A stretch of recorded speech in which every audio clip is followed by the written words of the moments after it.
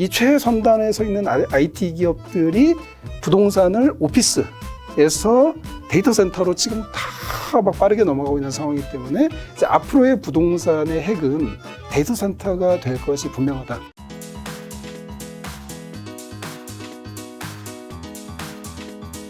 그럼 이제 요즘 다른 채널들 많이 나가셨는데 네. 거기서 말하지 않은 좀 김작가 TV에 있으면 좀 풀 수 있는 괜찮은 좀 주식 뭐 하나 있다면? 제가 말했는지 안 했는지 기억은 정확히 나지 않지만 뭔가 푼다라면 보따리를 아까 앞에서 좀 많이 말씀드렸는데 시놉시스라는 반도체 자동화 툴 2D 시장 절대 강자. 이건 이제 반도체 시대, 4차 산업혁명 시대가 될수록 잘 될 수밖에 없죠. 그러니까 지금 당장을 보지 마시고 장기적으로 본다라면 좀 약간 특이한 기업으로 이런 기업, 저는 이런 기업을 좋아합니다. 그래서 ASML, 작년에 제가 6월 달에 추천해서 지금 제 유튜브 멤버십 회원들은 지금 많이 떨어졌는데도 거의 한 120%대의 수익이에요. 예, 그것처럼 왜 독점적이니까. 근데 시놉시스 이 친구도 굉장히 독점적입니다. 그래서 이런 특이한 독점의 느낌 있는 이런 기업을 좋아하는데 이런 기업을 꾸준히 사가신다라면 정말 좋을 겁니다, 장기적으로. 자, 장기 투자 굉장히 좀 강조하시는데 예. 장기 투자 뭐 좋은 줄은 많은 분들이 알고 있는데 그렇게 좀 실행을 좀 잘 못하잖아요. 그 이유가 뭐라 생각하세요? 제가 잠깐 흥분해서 손이 먼저 올라갔는데 저 때리는 줄 알았어요. 그 실행을 못한다라는 건 뭐냐면 모른다라는 거예요. 자, 소크라테스 이야기를 한번 또 해볼게요. 소크라테스님 이야기 오늘 많이 하네요. 많이 등장하네요. 소크라테스가 철학의 넘버원이니까. 소크라테스가 아테네에서 최고의 지혜로운 사람으로 등극을 하게 된 계기가 있습니다. 결정적인 원인이 뭐냐면 뭐죠? 다른 사람들은 모르는 걸 깨달았어요. 그게 뭐냐면 내가 사실 알고 있는 게 하나도 없다. 이걸 깨달은 거예요. 내가 진짜 무지하고 무식하구나. 아는 게 아무것도 없구나.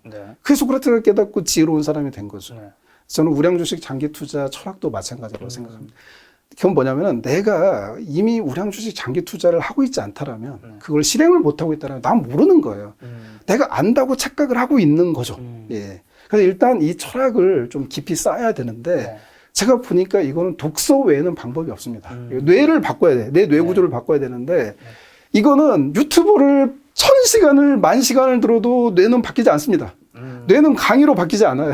뇌는 오직 이게 뭐냐, 이게 뇌에다가 이게 전극 다 꽂고 실험을 하면 실제로 나오는 거예요. 그래서 학생들이 수업을 들을 때는 뇌가 정지 상태예요. 그런데 오직 책을 읽을 때만 뇌가 반짝반짝 실제로 이렇게 신호가 쫙 들어옵니다. 그래서 독서를 하셔야 돼요. 책을 읽어야 됩니다. 책을 읽어야 됩니다. 투자의 고전을 읽어야 돼요. 투자의 고전들. 정말 치열하게 읽어야 돼요. 그렇게 해서 모든 전설적인 투자자들이 일반인은 우량주식 장기 투자 외에는 답이 없다. 이거를 완벽하게 내 철학으로 받아들였을 때 그때 실천이 되는 거지. 이거를 그냥 뭐 우리나라의 주식 유명한 분들이 한번 우량주식 장기 투자 좋습니다. 뭐 오렌 버핏이 그렇게 이야기했어요. 이렇게 들은 걸로는 이게 내 것이 아니죠. 실천이 안 되죠. 사실 나는 모르고 있는 거죠. 아마 방금 하신 말씀이 이제 단기 폭락과 대폭락장에서도 이제 흔들리지 않으려면 그런 철학과 뭔가 원칙 그리고 그런 것들이 역사와 그런 걸 알려면 또 독서가 바탕이 되어야지 알 수 있다. 그런 말씀 같네요. 인문학적인 얘기인데 또 역시 또 작가가 나왔으니까 인문학을 대중화시킨 사람이 나왔는데 이런 얘기가 좀 새로운 맛이 있어야지, 그렇지? 맨날 뭐 그냥 뭐 미국 뭐 패드가 어쩌고 저쩌고 하기 지겹지. 이병철 아시죠, 회장님? 알죠. 창업자 삼성. 이병철 회장님이 이건희 회장님에게 이제 아들에게 기업을 이제 경영권을 넘겨주면서 무엇을 남깁니까? 딱 하나. 무엇을 남겼죠? 딱 이렇게 붓글씨로 써서 딱 줍니다. 목계. 나무로 깎은 닭이라는 거죠. 나무닭. 이게 이제 장자라는 그 동양 고전에 나오는 건데 이제 정말 어떤 왕이 있었는데 초나라였나? 내가 기억은 안 나. 이 왕이 닭싸움, 투개를 굉장히 좋아했어요. 근데 그 당시 중국 최고의 이 싸움닭 전문가가 있어요, 길러내는. 이 전문가를 불러서 중국 최고의 싸움닭을 나한테 한 마리 만들어 달라. 그런데 이제 열흘 뒤에 이제 이 사람을 부릅니다. 그래서 이제 그 닭이 지금 좀 싸움닭 넘버원으로 지금 변화가 됐냐? 왕이 성질도 급해. 우리 주식 투자하는 사람들 같아. 막 주식 샀는데 열흘 뒤에 올랐냐 떨어졌냐 뭐 난리 나는 거지. 그러니까 이제 최고의 그 닭싸움 넘버원이 이렇게 이야기를 합니다. 아직 안 됐습니다. 이유가 뭐냐? 그러니까 이 녀석이 자기 허세가 심하다. 허세가 심하다. 이거 주식 투자자들 허세 심하죠. 나 이거 넣어서 몇 프로 올랐어. 내가 이 정보 알아. 막 허세가 심하고 그리고 막 성질이 막 그냥 조금만 자극이 받아도 막 불끈불끈 난리가 나는 거야. 그리고 교만하고 내가 최고다. 이런 자신감에 가득 차 있다. 그래서 애는 싸움 나가면 진다.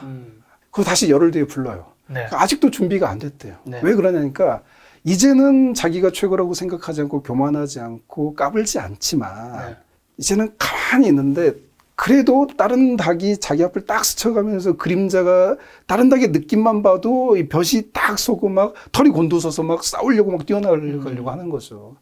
이 주식 투자도 그렇지 않습니까? 뭔가 막 때가 왔다 이러면서 다들 막 슈퍼게임이라는 분들도 막 다 난리 나고 막 그러잖아요. 마지막 또 그 열흘이 지났습니다. 이제 왕이 물어봐요. 이제는 네. 됐냐? 그러니까 네. 됐습니다. 뭐냐 그랬더니 왜 됐냐 그랬더니 최고가 됐는데 이제는 어떤 닭이 와서 앞에서 까불어도 쳐다도 보지 않고 마치 나무로 깎은 닭처럼 가만히 있을 뿐입니다. 이렇게 이야기하거든요. 우량주식 장기 투자가 바로 이거라고 생각해요. 워렌 버핏 아저씨가 네. 할아버지가 뭐 주식을 사고 팔고도 하지만은 네. 기본적으로 뭐 코카콜라가 대표적이죠. 네. 1980년대에 샀죠. 어떻게 보면 굉장히 늦게 사셨습니다. 고점에 샀어요. 코카콜라가 1919년에 주식이 시작이 됐으니까. 거의 50대에 사신 거죠. 굉장히 고점에 늦게 샀습니다. 워렌 버핏 코카콜라 투자가 그 당시 관점으로 보면은 지롭지 않았을 수 있어요. 그런데 그때 사고 안 팔았잖아요. 코카콜라 주식 관련해서 얼마나 많은 그 폭락과 이런 순간들이 있었겠어요. 하지만 그 나무로 깎은 닭처럼 워렌 버핏 할아버지는 코카콜라 주식을 들고 초연했단 말이죠. 결과가 세계 최고의 주식 재벌이 되신 그런 거죠. 이게 바로 우량주식 장기 투자자가 가져야 할 철학이 세 번째가 첫 번째가 소크라테스의 너 자신을 알라 두 번째가 나의 무지를 인정하는지 내가 아는 것은 아무것도 없다 세 번째가 장자의 목계 철학 이렇게 딱 하면은 이재성 작가가 나온 보람이 좀 있죠. 그 누구도 전국의 어떤 주식 관련 사람도 이 얘기를 할 수 없습니다. 김자가 TV에만 드리는 선물. 네. 근데... 시청자들이 좋아했으면 좋겠어요. 주무실까 봐 걱정이 돼. 아니 근데 그러면 그 이병철 회장님은 이거제 회장님한테 그 목계를 준 이유는 뭐예요? 그러니까 우리나라가 이제 기업이 네. 정치의 입김이 많이 작용하잖아요. 그러니까 그거죠. 정치 앞에 초연해라. 나무로 깎은 닭처럼 정치인들이 네. 어떤 유혹을 해도 넘어가지 말고 저 사람이 대권을 잘 될 것 같다고 해서 거기에 투자하고 그러지 말고 삼성 하나만 잡고 가라. 반도체만 갖고 가라. 그러니까 우리가 그 이건희 회장님도 이제 삼성전자 대주주였잖아요. 네. 삼성전자 주주이면서 물론 자기 기업이니까 그랬지만 목계. 나무로 깎은 닭처럼 삼성전자 뭐 주가 폭락 뭐 상승이 어마어마하게 그 역사가 많잖아요. 네. 하지만 이건희 회장님은 아버지한테 주식을 물려받은 뒤로 단 한 번도 팔지 않고 목계 철학으로 갖고 갔죠. 그래서 뭐 주식 배당금만 살아계셨을 때 1년에 막 몇천억 아니었나요? 예. 그걸 믿으시라는 거죠. 보시라는 거죠. 예. 투자의 대가들은 다 그렇게 하더라. 예. 알겠습니다. 자, 책에 보니까 부의 흐름을 10가지 방법이 있더라고요. 10가지나. 10가지 한 가지씩 말씀드리면 요약 설명 좀 부탁드립니다. 많이 첫 번째가 투기가 아닌 투자를 하라. 투자를 하라. 의미인가요? 어렵게 들어가지 않고 간단하게 네. 이야기하면은 장기 투자를 하라는 의미인데 뭐 기업 본연의 가치를 바라고 우리가 다 아는 거야. 흔한 얘기. 네. 너무 많이 들어보셨잖아요. 뭐 그 이상 그 이하도 아닙니다. 알겠습니다. 왠지 이걸 처음에 넣어야 멋있을 것 같아서 넣은 거죠. 자, 두 번째 인공지능의 두뇌, 비메모리 반도체를 주목하라. 우리나라 삼성이 반도체 세계 넘버원으로 알고 있지만 사실 네. 삼성은 비메모리 분야에서는 아직은 좀 이제 신생 기업이죠. 따라가는 기업인데 4차 산업혁명 시대는 비메모리의 시대죠. 왜냐하면 비메모리가 인공지능의 두뇌라고 볼 수 있으니까. 그리고 비메모리 시장이 훨씬 더 큽니다. 네. 그 비메모리 시장이 약 70% 정도 되고 메모리 시장이 30% 네. 정도 되죠. 그럼 이제 우리가 이제 비메모리 관련 기업을 우리가 좀 주목하고 그쪽으로 네. 가는 게 낫지 않겠나. 그럼 비메모리 기업이 TSMC냐? 네. 여기는 이제 파운드리 제작을 해주는 거고 비메모리 기업이라면 우리가 뭐 구글과 그 친구들이죠. 뭐 애플 뭐 이런 친구들이 우리가 다 아는 기업들이죠. 그래서 네. 그 기업을 가면 된다. 세 번째, 버핏은 왜 그토록 애플을 사랑하는가? 버핏은 애플이 이제 새로운 코카콜라가 되었다라고 판단을 느꼈기 때문이죠. 새로운 코카콜라 어떤 의미죠? 버핏이 5살 때부터 코카콜라를 마시기 시작했는데 네. 그 이후로 버핏은 콜라 없는 삶을 상상할 수 없게 됐죠. 미국인이 다 그렇죠.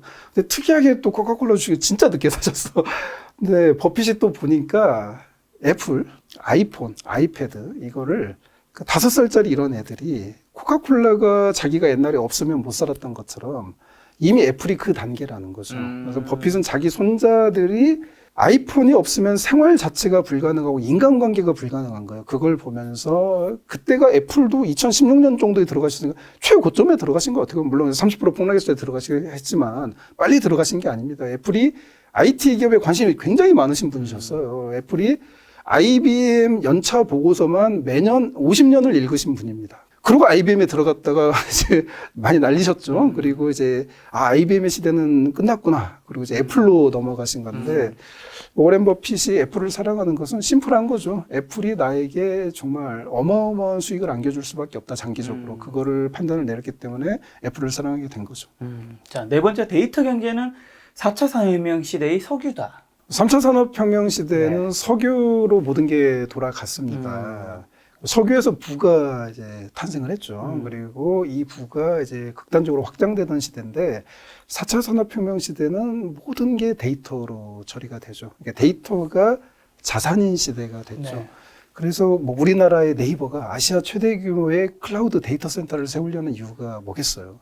미래는 데이터가 부니까. 생각을 해보세요. 석유 경제에서 석유가 미래의 부라면 네이버에서 주유소를 많이 사지 않겠습니까? 농담인데. 그렇죠. 그렇죠. 근데 그건 아니고 데이터 센터를 짓는다라는 거죠. 뭐 구글이나 이런 빅테크 기업도 다 그렇고 테슬라도 데이터 센터를 지금 뭐 계속 짓고 있고 그렇죠. 그러니까 데이터가 경제인 시대로 들어온 거죠. 네, 그거를 이야기한 겁니다. 네. 다섯 번째는 이제 세상 모든 정보와 돈은 클라우드로 모인다. 클라우드는 인공지능이 생활하는 공간입니다. 네. 인공지능의 집이자 인공지능의 사무실이기도 하죠. 그러면 내가 뭐 앱을 하나를 사용했다. 스마트폰을 켜고 뭔가 검색을 하나 했다. 유튜브를 봤다. 하는 순간 나의 데이터. 이 데이터는 기업의 자산이죠. 이 데이터가 클라우드로 쭉 들어가는 거죠. 그래서 이제 앞으로의 시대는 클라우드 시대고 클라우드 경제 시대라고 봐야겠죠. 그래서 우리가 클라우드 관련 이제 기업을 주목을 해야 된다. 그 얘기가 좀 들어가 있습니다. 여섯 번째는 완전히 새로운 부동산이 온다. 데이터 센터. 우리가 3차 산업혁명까지 부동산은 무조건 집 아니면 상가. 뭐 두 가지였죠. 네. 근데 4차 산업혁명 시대는 특이한 부동산들이 나오기 시작을 했습니다. 네. 그게 바로 데이터 센터죠. 데이터 센터는 이제 클라우드, 즉 서버가 들어가 있는 데인데 이거를 임차를 해주는 거죠. 네. 그래서 대표적으로 아마존 웹 서비스가 있죠. 아마존 클라우드 서비스인데 이 아마존이라는 기업의 수익의 67%가 클라우드에서 나죠. 네. 배송은 10%인가 밖에 나지 않습니다. 네. 그리고 많은 사람들이 아마존이 이제 11번 가량에서 이제 대한민국에 진출한다고 생각하는데 2000년대 후반에 이미 우리나라에 진출했죠. 클라우드 그걸로. 그래서 네. 우리나라 클라우드 시장을 평정을 했죠. 이 클라우드 서비스 자체가 데이터 센터에서 이 서버를 빌려주는 거죠. 네. 이 부동산인 거죠. 그래서 데이터 센터 하면은 대표적인 기업이 에큐닉스인데 이런 기업들의 주식을 사면은 어쩌면 우리가 일반 뭐 아파트라든지 상가를 사는 것보다 장기적으로 더 나은 수익률이 생길 수도 있다. 그래서 이제 구글이라든지 이런 정말 빅테크 기업의 CEO들이 작년에 그런 말을 했죠. 우리는 더 이상 부동산을 사지 않는다. 실물 부동산을. 우리는 데이터 센터를 더 많이 구축할 것이다. 그렇게 해서 미래의 4차 산업혁명 관점으로 놓고 본다라면 이 최선단에 서 있는 IT 기업들이 부동산을 오피스에서 데이터 센터로 지금 다 막 빠르게 넘어가고 있는 상황이기 때문에 이제 앞으로의 부동산의 핵은 데이터 센터가 될 것이 분명하다. 이런 얘기가 이제 책에 담겨 있습니다. 네. 일곱 번째, 5G를 넘어 6G로 세계 패권 전제. 5G라는 거는 네. 이게 우리가 물론 이동통신, 우리가 스마트폰으로 이렇게 하는 것도 있지만은 이 통신은 당연히 군사 기술입니다. 네. 그렇죠. 그래서 미국과 중국이 있는데 왜 이 두 나라가 지금 이게 난리가 났냐라면은 결국 여기 4차 산업혁명의 이제 5G 여기에 사실 우리가 5G가 있어야 스마트폰으로 쇼핑하고 뭐 그러잖아요. 그래서 경제도 있지만은 더 큰 의미로 국방이 있는 거죠. 그러니까 세계 군사력을 누가 앞으로 미래에 좌지우지하느냐 이게 5G고 이제 6G 경쟁이 시작이 됐죠. 그래서 이런 시대에 앞으로 5G 관련 기업은 잘 될 수밖에 없다라는 거죠. 그래서 이제는 5G 관련 우리가 주식도 한번 들여다봐야 될 때다. 이런 의미로 제가 이제 이야기를 한 겁니다. 자, 여덟 번째, 핵심은 전기가 아니라 자율주행이다. 뭐. 우리가 이제 전기차 시대가 왔다고 이야기를 하는데 그쵸, 전기차는 이제 100년 전에도 있었습니다. 뭐 저기 1900년대 초반에 뉴욕에 뭐 전기차가 뭐 2만 대인가 있었으니까 2,000대인가 2만 대인가 기억이 안 나니까 뭐 그 전기 택시 충전소도 있었고 그런데 이제 그 시대가 사라졌죠. 석유 시대가 와서. 그리고 그 뒤로도 뭐 1990년대 우리나라에서도 전기차 개발하고 그랬지만은 실용화가 안 됐죠. 근데 지금 그러면 왜 갑자기 테슬라가 이렇게 엄청난 시대가 왔냐. 이거는 이제 자율주행이 같이 들어있죠. FSD 그 칩으로 해서. 네. 그래서 이제 자율주행의 시대가 앞으로 본격화가 될 수밖에 없는 거죠. 이건 뭐 우리가 다 알고 있는 거지 않습니까? 그래서 우리가 이제 자율주행 시대를 준비를 해야 되는데, 그러면은 이 자율주행 관련해서 누가 그러면 앞으로 압도적인 기술력과 시장 지배력을 갖고 갈 것이냐. 네. 그럼 테슬라도 있겠지만 빅테크 기업이 또 여기를 차지하고 있죠. 그래서 결국 돌고 돌아서 결국 미국 우량 주식으로 4차 산업혁명 관련 우량 주식으로 돌아오는 이 흐름이다. 뭐 이 정도 말씀을 드리고 싶습니다. 9번째, OTT, 우리의 일상을 지배하다. 뭐 최근에 오징어 게임도 있지만 그렇죠. 이미 우리가 지배를 당했죠. 네. 근데 이게 초연결 시대다 보니까 네. 전 세계가 다 지배를 당하죠.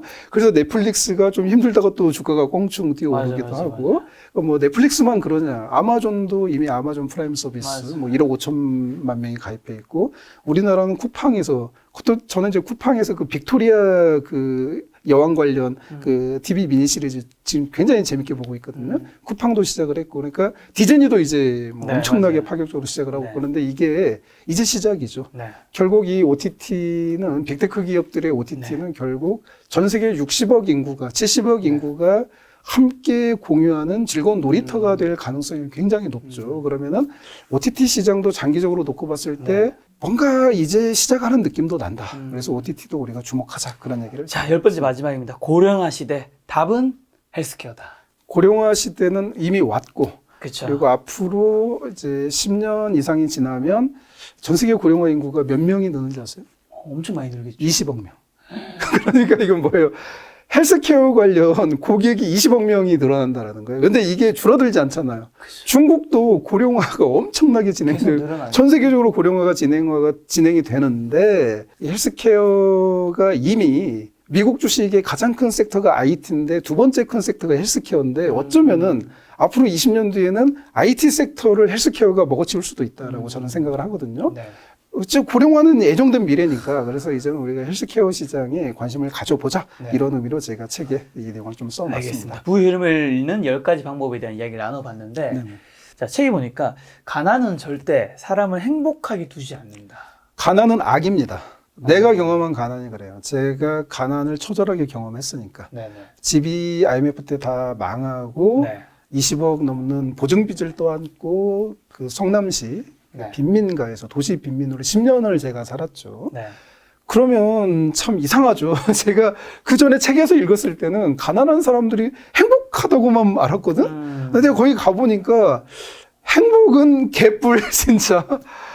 맨날 싸우고 술 마시고 알코올 중독자 집마다 한 명씩 있고 막 중환자 한 명씩 있고 너무 처절했어요. 너무 비참하고 아마 지금도 막 이야기하면 막 눈물이 나려고 하는데, 제가 거기서 뼈저리게 깨달았어요. 가난은 악이에요. 악이고 한번 진짜 가난해 보십시오.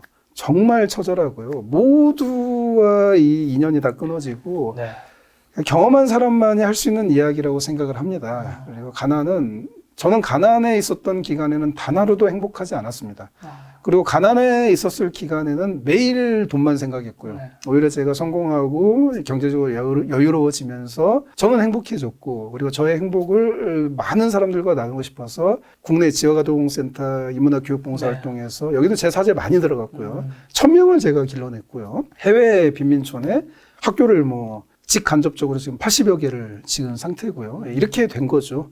그러니까 국간에서 인심나는 거지, 국간이 없으면은 각박해져요, 사람이. 그리고 가족 간의 관계가 너무 나빠집니다. 모이면은 자식은 부모 탓하고 부모는 또 자식한테 화내고 그러면서 그냥 명절 때 어쩌다 한번 만나면 풍비박산이 나지. 가난한데 만나서 서로 이렇게 행복하게 살자, 그거는 신분제 사회에서는 그랬겠죠. 지금도 인도의 불가촉 천민들이나 이런 사람들은 행복합니다. 왜? 그 신분제 안에서 더 이상 가망이 없으니까 그 안에서 자기들끼리 행복할 수 있는데, 대한민국처럼 자유시장 경제라면은 그 행복할 수가 없죠. 네. 저자님 예전에 굉장히 가난하셨던 거잖아요. 그렇죠. 네. 그럼 지금은 이제 어느 정도 이제 꽤 많은 성공을 거두셨는데, 네네. 어떻게 위에까지 올라오셨던 것 같으세요? 저는 이제 성공을 믿었죠. 꿈을 믿었죠. 제가 책을 읽으니까 책에서 꿈꾸는 다락방에 나오는 이야기인데 미래를 생생하게 꿈꾸고 그걸 믿으면 네.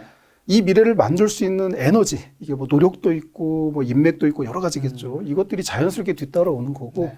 그렇게 해서 너는 성공할 수 있고 부자가 될 수 있다. 네.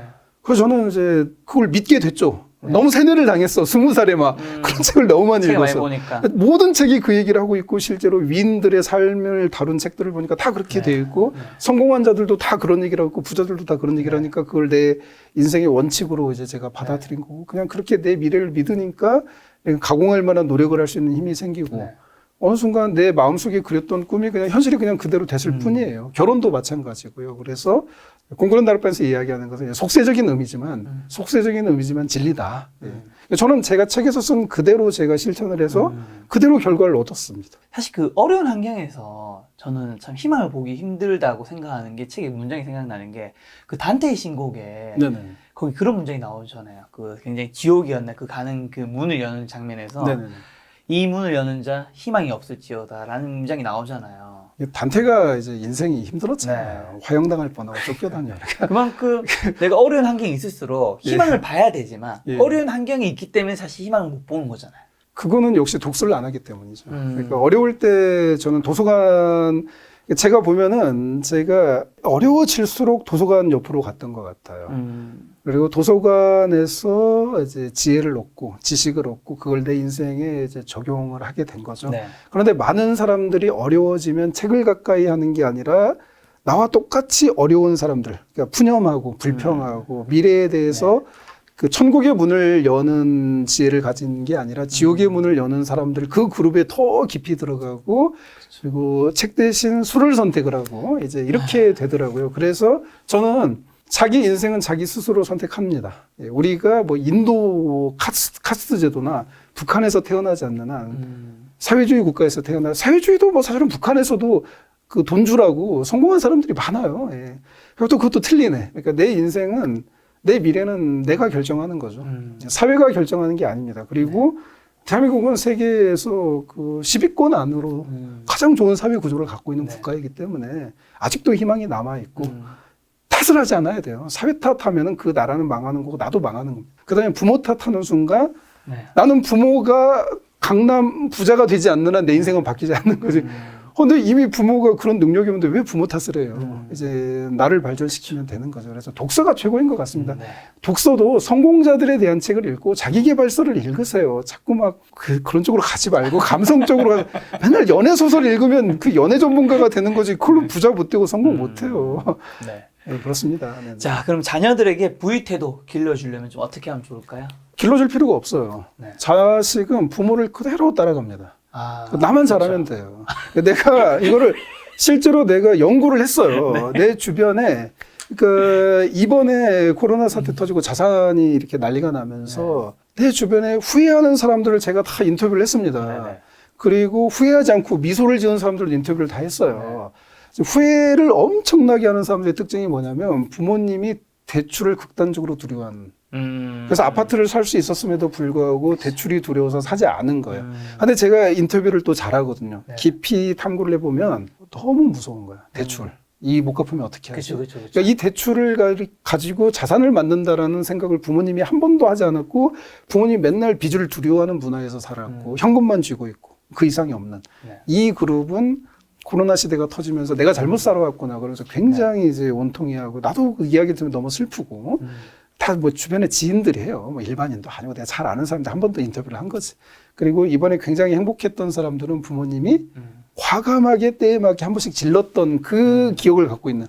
그러니까 우리 아파트를 아빠가 그때 대출을 엄청 끌어와서 그때 사서 자산 가치가 올라서 우리가 행복해졌다. 이 경험을 들어보거나 갖고 있는 그 집 애들은 코로나 터지기 전에 또는 코로나 터지기 전에 그때 한번 다 대출 그 나올 때 그때 다 들어가서 도전을 했던 사람들이죠. 근데 대화를 해보면 결국 다 부모님이 나와요. 그래서 저는 이제 결론이 자식 걱정하지 말고 내 걱정하자. 나만 잘하면 되더라. 예, 그 얘기를 드리고 싶습니다. 자식은 뭐 부모님에게 거울이죠. 부모가 자식을 거울이고 닮을 테니까. 오늘 만난 교수님은 이지성 작가님이었습니다. 지금까지 여러분 소중한 시간을 함께해 주셔서 정말 감사합니다. 오늘도 김 작가였습니다. 고생 많으셨습니다. 아유, 고맙습니다.